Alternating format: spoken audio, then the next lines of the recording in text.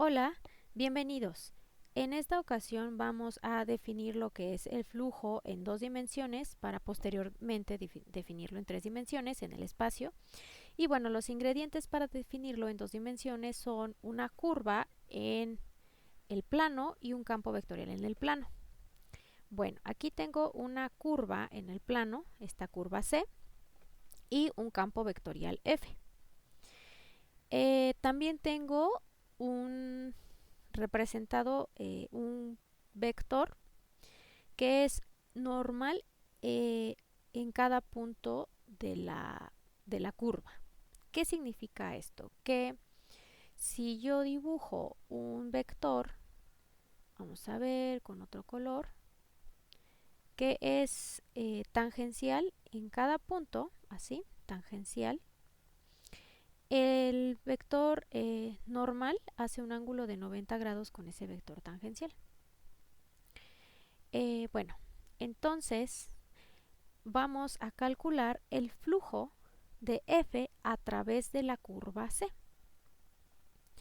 Para eso lo que voy a hacer es dividir la curva en pequeños pedacitos delta S, como aquí, y voy a hacer el producto punto del vector F, que es el campo vectorial, con ese vector normal a la superficie, normal en ese punto.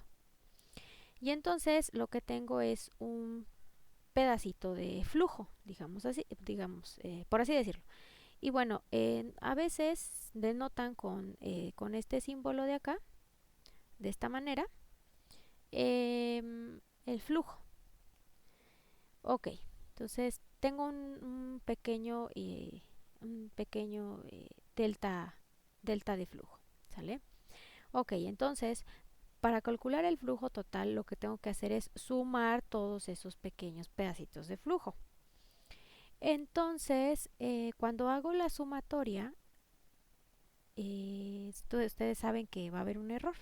Entonces, lo que hago es calcular el límite cuando esa delta S, las divisiones que estoy haciendo de la trayectoria tienden a cero.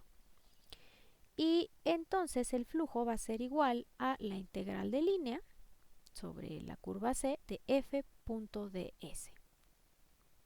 Ok.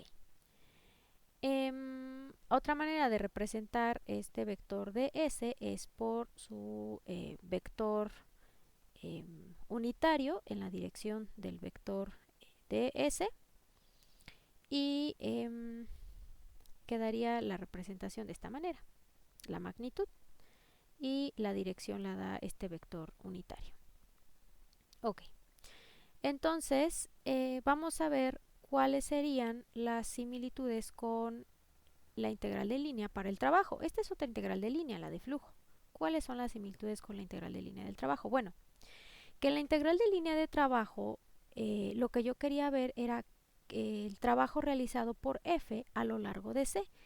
¿Qué tanto de F va en la dirección de la trayectoria? Y para darle dirección para definir la dirección de esa trayectoria, lo que hacía era que en cada punto tomaba un vector delta R que es tangencial en cada punto. De tal manera que si yo divido en pedacitos muy chiquititos esa trayectoria y sí voy cambiando de dirección de acuerdo a este vector delta R, pero como los hago tan chiquititos, pues no se nota eso, ¿no? Entonces se ve que me voy desplazando sobre C. Y bueno, aquí para el trabajo tomaba el vector tangencial. Aquí tomo el vector normal porque me interesa qué tanto de F atraviesa, cruza, pasa a través de la curva. Y bueno, esas son las similitudes y a la vez las diferencias. Son dos integrales de línea. Ok, ahora regresando a la del flujo, ustedes me pueden decir, pero aquí hay dos vectores que son normales en cada punto, uno que está en esa dirección y el otro en la dirección contraria. ¿Cuál tomo? Bueno, esa parte se llama orientación de la curva y lo tenemos que definir. Nosotros vamos a definir cuál va a ser el sentido positivo y cuál va a ser el sentido negativo. Y ya.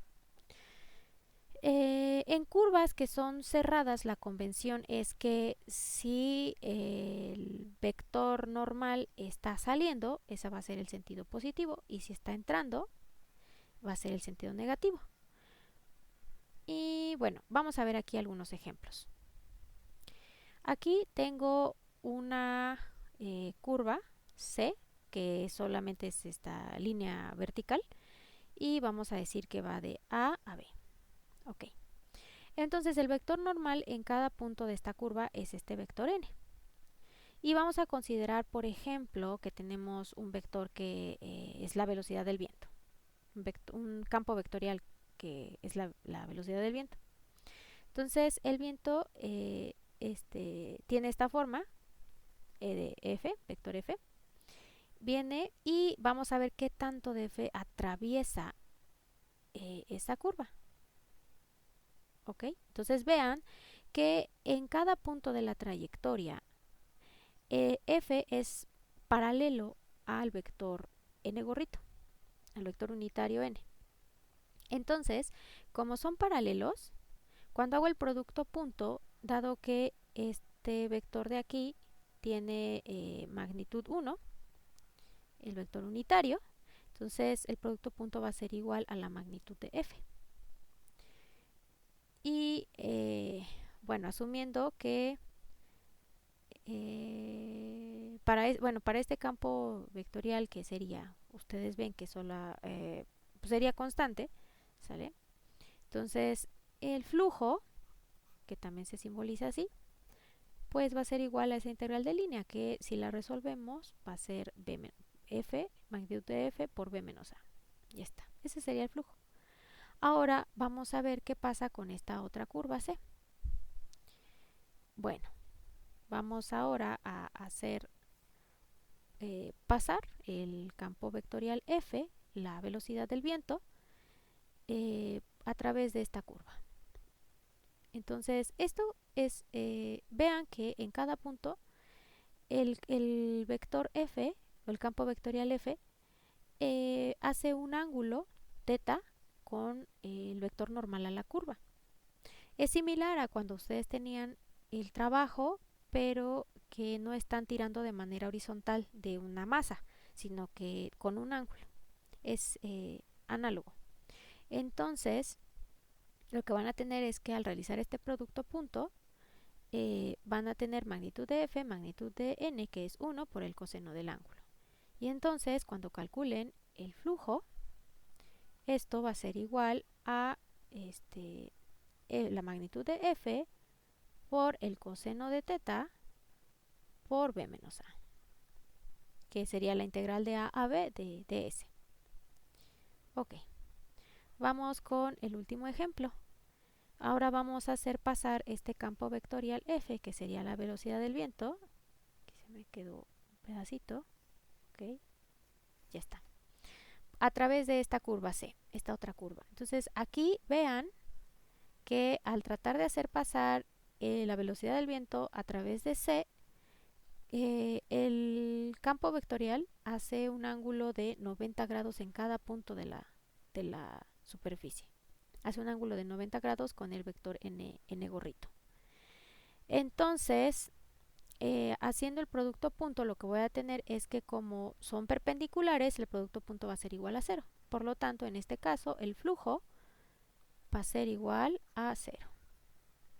Bueno, esos son los casos, creo yo, más sencillos, pero muy importantes para entender el concepto de flujo.